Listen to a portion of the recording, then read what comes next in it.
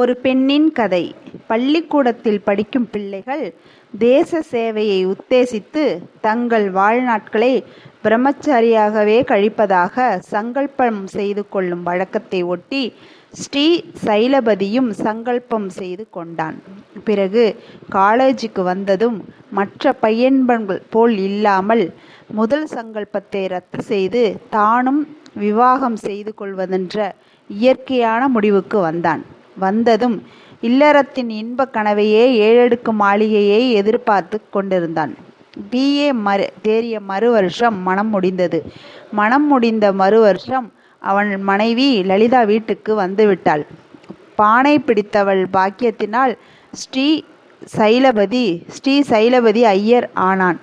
அதாவது 42 ரூபாய்க்கு தாலுகா போர்டு ஆபீஸில் பேனாம் ஒட்டும் உத்தியோகம் பெற்றான். ஒன்று கிடைத்தால் மற்றொன்று போய்விடும் என்பது உலக தத்துவத்தின் ரகசியம். உத்தியோகமும் மனைவியும் கிடைத்த பிறகு இல்லறத்தில் எதிர்பார்த்த இன்பம் 1 டிகிரி குறைய ஆரம்பித்தது. காரணம் தாயார். அவள் கெட்டவள் என்று சொல்வதற்கு சிறிதேனும் இடமில்லை. ஆனால் வெறும் கர்நாடகம், வெகு ஆசாரக்காரி. ரசம் என்பது வைக்கக்கூட தெரியாது. ஆகையால் தம்பதிகள் இளமையின் இன்பத்தையே சுயேட்சையாக அருந்தக்கூட இல்லை. எனவே தாயார் மீது அபார பிரேமை வைத்திருந்த ஒரே பிள்ளை கூட தன் காரியம் ஒவ்வொன்றுக்கும் ஒவ்வொரு சமாதானம் முன்னதாகவே தயார் செய்ய வேண்டிய சுதி வந்துவிட்டது. மனைவிக்கென்று 3 காத தூரம் வாசனை வீசும் கதம்பம் வாங்கி கொண்டு வருவதில்லை. சுவாமி பூஜைக்காக என்று சொல்லி கிளப்பிலிருந்து வீட்டுக்கு பட்சணங்கள் வரவழைத்து சாப்பிடுவோம் என்றால் கிளப்புகள் அசௌகரியமாக இருக்கின்றது. இவ்விதமாக இல்லறத்தின் 7 அடுக்கு மாளிகையின் தலையடுக்கு முதலில் மறைந்தது. பிறகு மாமியாருக்கும் மாட்டுப்பெண்ணுக்கும் அல்ப விஷயங்கள் காரணமாக 2 இலைவிட்ட தகராறுகள் முளைத்தன. வெறும் பறக்கட்டி மடியும் கிடையாது, விழுப்பும் கிடையாது, ஒரு இழவும் தெரியல. வேலைக்காரி தேய்ச்சி வைக்கிற 10 பாத்திரத்தை 10 இல்லாமல் அலம்பி எடுக்க சொரணை இல்லை. நாணல் கோணல் இல்லாமல் மொட்டு போல அவனுக்கு எதிர்த்தாப்புல நிற்கிறதை பார் என்பவை போன்ற பானங்கள் பறந்தன. பிள்ளை இவ்விஷயங்களில் தலையிடுவதில்லை.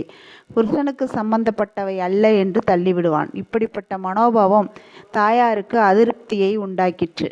தன்னுடன் சேர்ந்த மனைவியை காய்தா செய்யாததால் என்று எப்போதும் முணுமுணுப்பாள். ஆனால் பெரும்பாலும் பிள்ளையின் நடவடிக்கையை ஜாடை மாடையாகவே மௌனமாக கவனிப்பாள். மாமியாரின் மனோபாவம் வடக்கு கோடி என்றால் மாட்டுப்பெண்ணுடையது தெற்கு கோடி. தன் கட்சியை ஆதரித்து வேண்டாம் விலக்கியாவது தாயாரிடத்தில் ஏன் சொல்லக்கூடாது? அல்லது தன்னிடம் அந்தரங்கமாவது தாயாரின் செய்கைகளைத்தான் ஒப்புக்கொள்ளவில்லை என்று சொல்லி என் ஆறுதல் அளிக்கக்கூடாது? இப்படி அவள் 2 சமயங்களில் நினைத்தது உண்டு. ஆனால் காலப்போக்கில் இந்த எண்ணங்கள் எல்லாம் நாய்க்குடை போல பலமற்றவை தாமே. லலிதா வீட்டுக்கு வந்து 2 வருஷங்கள் ஆயின. முதலில் பிறந்த குழந்தை சீமந்த புத்திரன். குலதீபம் அல்லவா? எல்லோருக்கும் எல்லையற்ற சந்தோஷம். ஸ்ரீ சைலபதி ஐயருக்கு ஆபீஸ் தொல்லைகள் அவ்வளவும் வீட்டுக்கு வந்ததும் மறந்து போகும். பிள்ளை பெற்றதின் லலிதாவுக்கு ஆரம்பத்தில் செருக்கும் சந்தோஷமுமாக இருந்தது. ஆனால் ஆண்டு நிறைவு வருவதற்குள்ளாகவே சிற்சில சமயங்களில் குழந்தையின் மேல் கோபம் பிறக்க தொடங்கிவிட்டது.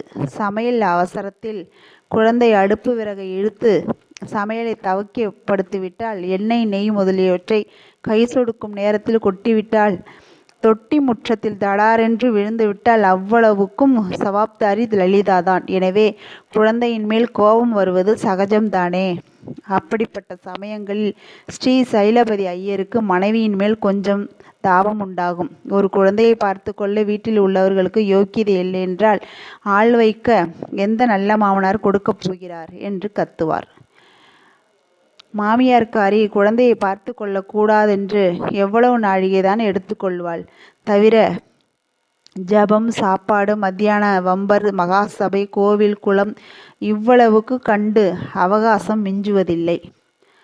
இவைகளின் பயனாக ஆண்டு நிறைவுக்கு பிறகு குழந்தை தீர்மானமாக அப்பா பிள்ளை ஆகிவிட்டான். ராக்காலத்தில் படுக்கை தகப்பனாருடன், பாட்டியிடமாவது தாயாரிடமாவது போவதில்லை. ஆபீஸுக்கு வருகிறேன் என்று பிடிவாதம் செய்யும் சக்தி மட்டும் வரவில்லை. பையனுக்கு 2 வருஷங்கள் முடிவதற்குள் ஐயர் அவர்களுக்கு 7 அடுக்கு மாளிகையில் 6 அடுக்கு கீழே விழுந்து மண்ணை கவ்வின. நாளாவட்டத்தில் கடைத்தெருவிலிருந்து புஷ்பம் வாங்கி வரும் பழக்கம் அவரை அறியாமல் நழுவி போய்விட்டது. காபி கிளப்புக்கெல்லாம் சுத்தமான இடங்களாக மாறிவிட்டன. லலிதாவுக்கு கணவனுடைய போக்கு மழுங்கிவிட்டது என்னும் விஷயம் தனக்கு 2வது குழந்தை ஒரு பெண் பிறந்த பிறகுதான் தெரிய வந்தது. 2வது பிரசவத்துக்கு அப்புறம் அவளது சரீரம் பலகீனமாகிவிட்டது. நல்ல ரத்தம் செத்துப்போய் பாலும் சுமாராக வறண்டு போயிற்று. குழந்தை சதா அழுது கொண்டிருக்கும். மாவு பொட்டி இருந்தாலாவது சற்று சௌகரியமாக இருந்திருக்கும். ஆனால் கணவன் சம்பளத்திலும் சிக்கனத்தின் வாள் பாய்ந்து விட்டதால் மாவு பொட்டி வாங்குவது நின்று போய்விட்டது. குழந்தை அழும்போதெல்லாம் சத்தம் தாங்கவில்லை, காது குத்தல் எடுக்கிறது என்று மாமியார் கூச்சல் போடுவாள். ஐயர் அவர்களும் ஆமோதிப்பார். மனைவியை வெறுத்து பார்ப்பார். குழந்தைகளை வளர்க்க தெரியாத முட்டாள்களுக்கு எவ்வளவு சுலபமாக குழந்தைகளை கடவுள் கொடுக்கிறார் என்று ஆச்சரியப்படுவார். இந்த வார்த்தைகள் லலிதாவின் உள்ளத்தை ரம்பம் போல் அறுக்கும். கண்ணில் ஜலம் குவியும். பெண்களின் கஷ்ட நஷ்டங்களை அறிய முடியாத கல்மணத்தை கடவுள் கணவர்களுக்கு கொடுத்தாரே என்று ஏங்குவாள். தனக்கு பாலில்லாமல் போனதை பற்றி தனிமையில் அழுவாள். அதை போன்ற சமயங்களில் தான் தனக்கும் கணவருக்கும் மனவாகி குழந்தைகள் இருந்து முன்பையான மனம் ஆத்ம நட்பு கொஞ்சம் கூட ஏற்படவில்லை என்று ஏங்குவாள். ஒரு ஞாயிற்றுக்கிழமை அன்று காலையில் ஒரு வண்டி கச்சேரி கடிதாசை பரப்பி ஏதோ திணறிக் கொண்டிருந்தார் ஐயர். மூடியிருந்த சமையல் அறையிலிருந்து 2 குழந்தைகளும் இரட்டை நாயனம் வாசித்தன. ஐயருடைய தொல்லைப்பட்ட மனதிற்கு அது சகிக்க முடியவில்லை. சண்டை கிளம்பிற்று. என்ன பிசாசுகளா பெண் ஜாதிகள்! இப்படி வீட்டில் அழவிட்டால் ஆபீஸ் காரியம் செய்து கிழித்தது போலத்தான். கையாளாத கபோதிகள் என்று உரிமை விட்டு மறுபடியும் கடிதாசிகளை புரட்டத் துவங்கினார். மறுகணம் சமையலறை உள்பக்கத்திலிருந்து திறக்கப்பட்டது. போடாப்பா உங்க அப்பா கிட்ட என்று லலிதா பிள்ளையை தள்ளிவிட்டாள். மணிக்கட்டால் கண்ணீரை துடைத்து கொண்டும் பையன் அழுகைக்கும் முற்றுப்புள்ளி போட்டான். தகப்பனார் பக்கத்தில் வந்து அமர்ந்தான். அதை அவர் கண்ணால் பார்த்தாரே அன்றி மனத்தால் அறியவில்லை. சில நிமிஷங்கள் சென்றிருக்கலாம். பர்ரென்று கடிதாசி கிழியும் சத்தம் கேட்டு தகப்பனார் திடுக்கிட்டு பார்த்தார். ஆபித் தஸ்தாவேஸ் 1 2 கிழிந்து பிள்ளையின் கையில் தொங்கின. வந்த கோபத்தில் பலார் என்று குழந்தையின் கன்னத்தில் ஓர் அறை விட்டார். மனைவியை சரியமறியாக திட்டிவிட்டு பச்சை குழந்தைகளை வைத்து பரிபாலிக்க தெரியாத முட்டாள் பிணங்களுக்கெல்லாம் 18 முழம் பட்டுப்புடவையும் மாங்காய் சரிகை சேலையும் இல்லாமல் அழிகிறதாம். இதைவிட சிவனே என்று சந்நியாசம் வாங்கி கொள்ளலாம், ஒரு தொல்லையும் இல்லை என்ற அத்தியாயத்தை கோபத்துடன் முடித்தார். லலிதாவுக்கு கோபம் தன்னை மீறிக்கொண்டு வந்துவிட்டது. கணவர் கச்சேரி வேலை பார்க்கும் வேளையில் பையன் கூடத்தில் போகா வண்ணம் சமையல் அறையை உள்பக்கம் சார்த்தி கொண்டும், பையன் பிடிவாதம் செய்து அழுததும், பையன் அழுதால் கைக்குழந்தை அழுததும், பிறகு பையன் கடிதாசை கிழித்ததும், மொத்தத்தில் 2மாக சேர்ந்து தன்னை கணவர் வாய்ப்படுத்தியதும் லலிதாவுக்கு வெறுப்பை உண்டாக்கின.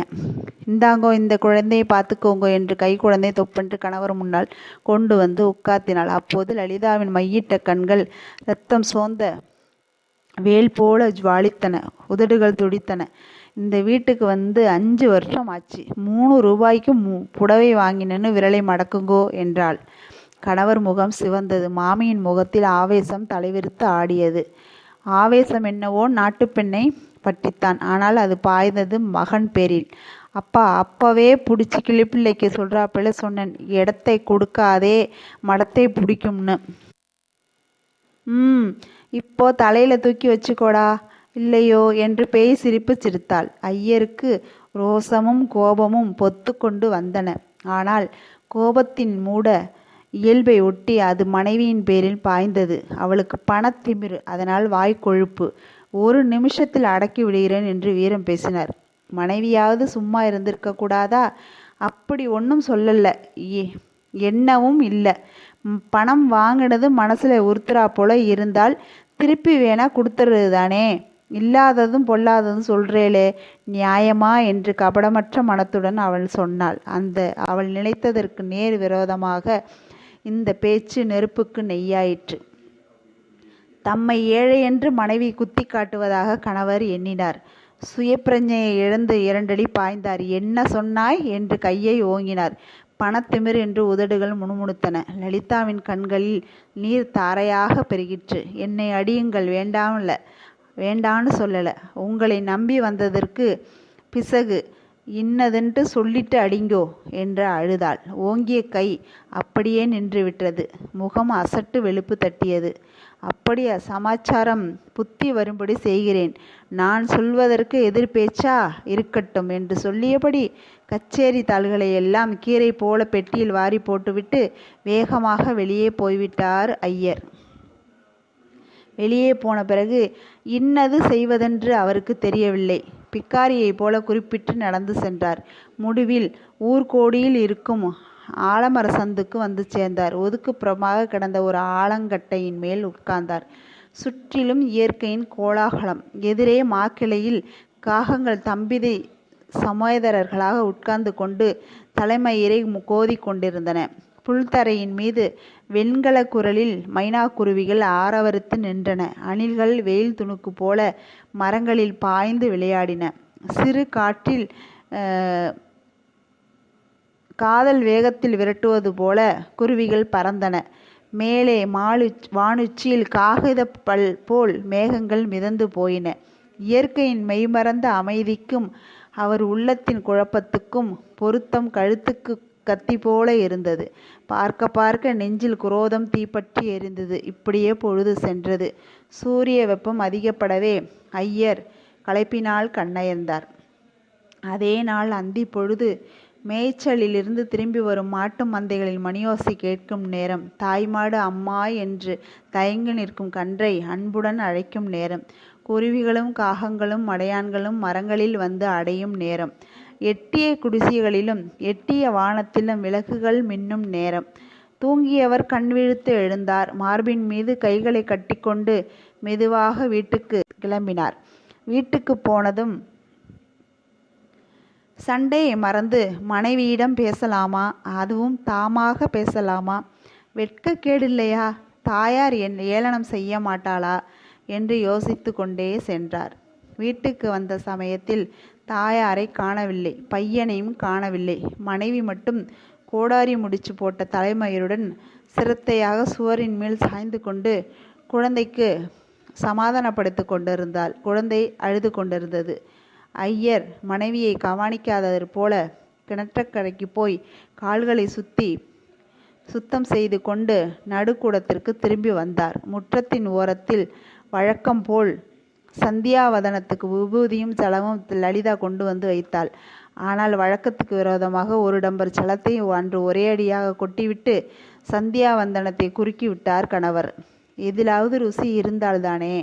அதற்குள் தாயாரும் பையனும் வந்தார்கள். ஒரு தரம் அலங்க விடுத்துப்பிட்டு, ஏண்டாப்பா, ஆம்பளையோட சண்டைன்னு நான் சாதம் எடுத்து போட மாட்டேனா? கண்ணெல்லாம் குழி விழுந்து போச்சே. இப்படி பகலெல்லாம் பட்டினி கடந்து சாகரியே. நன்னா இருக்கா? உட்காரு, சாதம் போடுறேன் என்று பழியுடன் தாயார் சொன்னாள். பிள்ளை பதில் பேசவில்லை. தாயாருக்கோ தன்னால் சண்டை முற்றி பிள்ளை பட்டினியாக கிடக்கும்படி ஆகிவிட்டதே என்ற துக்கம்.